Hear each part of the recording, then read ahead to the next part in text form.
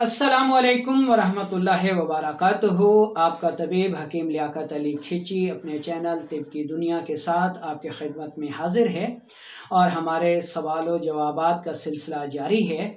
तो आज का दूसरा सवाल हम देखते हैं कि वो कौन सा है। ये एक मोहतरमा का सवाल है। कहती हैं कि रहम में रसोलियाँ हैं, लिकोरिया बहुत अरसा रहा जिसका इलाज कराया, अब लिकोरिया नहीं है और लिकोरिया के बंद होते ही रहम में रसोलियाँ पैदा हो गई हैं। डॉक्टर ऑपरेशन बता रहे हैं कि बच्चादानी को निकालना पड़ेगा, तो इसका इलाज बताएं। दोस्तों, अपने टॉपिक की तरफ बढ़ने से पहले आपसे गुजारिश है कि अगर आपने हमारा चैनल सब्सक्राइब नहीं किया तो जल्दी से इसे सब्सक्राइब कर लें और साथ लगे घंटी के बटन को भी दबा दें ताकि तिब और सेहत के मौजू पर हर नई आने वाली वीडियो आपको सबसे पहले मिल सके। तो चलते हैं हम अपने टॉपिक की तरफ। मोहतरम सामईन, जब ख़वातीन में लिकोरिया काफ़ी अरसे तक बरकरार रहे और उसका दुरुस्त इलाज ना हो सके तो ऐसी सूरत में जिस्म से पानी और नमकियात यानी हरारत गरीज़िया और रतूबत गरीज़िया का मुसलसल अखराज जारी रहता है, जिसकी वजह से रहम बहुत कमज़ोर हो जाता है, खून की कमी हो जाती है और खून का कवाम बहुत गाढ़ा हो जाता है।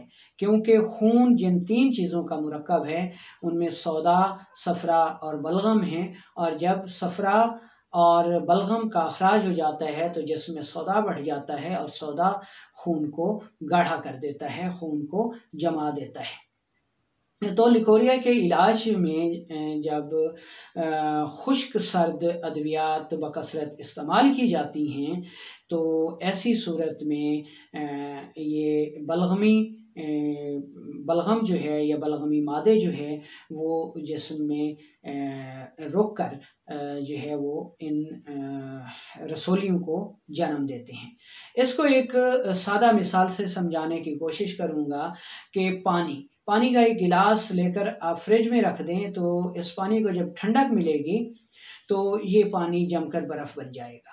बिल्कुल यही सूरत इंसानी जिस्म में होती है कि लिकोरिया की सूरत में जब आसाबी तहरीक होती है, जिसमें ठंडक होती है और उसके साथ हरारत का अखराज भी हो रहा होता है, तो इस मकाम पर जब खुश्क सर्द या उजलाती आसाबी दवाएं दी जाती हैं तो ये दवाएं उस रतूबत या बलगम को इंसानी बदन में जमा देती हैं और रसोलियों की शक्ल में तब्दील कर देती हैं। तो ऐसी सूरत में रहम इंतहाई कमज़ोर हो जाता है। खून हैज़ जो है वो एक माह में 3-4 मरतबा आता है या मुसलसल थोड़ा थोड़ा आता रहता है, यानी रुकता नहीं है। औरत पाक नहीं रह सकती, हमल नहीं होता, बांझपन का अर्जा लाहक हो जाता है और फिर जब इसका शाफी इलाज नहीं हो सकता तो डॉक्टर कहते हैं जी कि अब ऑपरेशन करके बच्चादानी को ही निकालना पड़ेगा। तो ऐसी सूरत में बहुत परेशानी लाहक होती है। तो ये इसकी माहियत थी। अब हम आपको इसका उसूल इलाज बताते हैं। सबसे पहले तो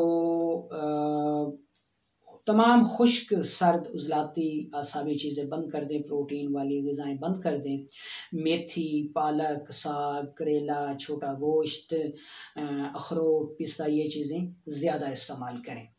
इसके अलावा दवा के तौर पर 2 चीज़ें लेनी है आपने, लाल मिर्च 5 तोला और राई 10 तोला। इन दोनों को इंतहाई बारीक पाउडर कर लें और काली मिर्च के बराबर गुड़ के शीरे की मदद से गोलियां बना लें और 1 गोली सुबह दोपहर शाम आपने इस्तेमाल करनी है। ठीक है। इसके अलावा अखरोट 5 अदद और पिस्ता 10 अदद सुबह दोपहर शाम इस्तेमाल करें। पपीता खूब इस्तेमाल करें।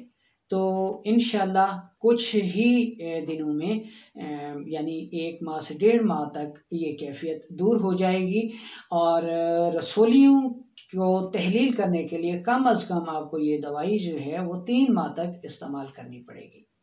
अगर कब्ज़ हो तो ऐसी सूरत में तेज़पात और सना मक्की दोनों बराबर वज़न लेकर इंतहाई बारीक पाउडर बना लें और चने के बराबर गोलियां बनाकर एक गोली सुबह दोपहर शाम इस्तेमाल कीजिए। देसी घी ऐसी सूरत में तरियाक साबित होता है।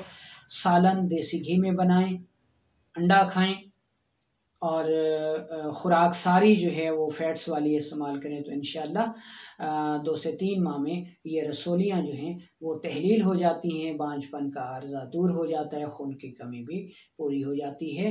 उम्मीद है कि आपको ये वीडियो पसंद आई होगी, ख़ुद भी सुने और इसको आगे शेयर भी करें ताकि दूसरे लोग भी इससे फ़ायदा उठा सकें। वालेकुम अस्सलाम व रहमतुल्लाहि व बरकातुहू।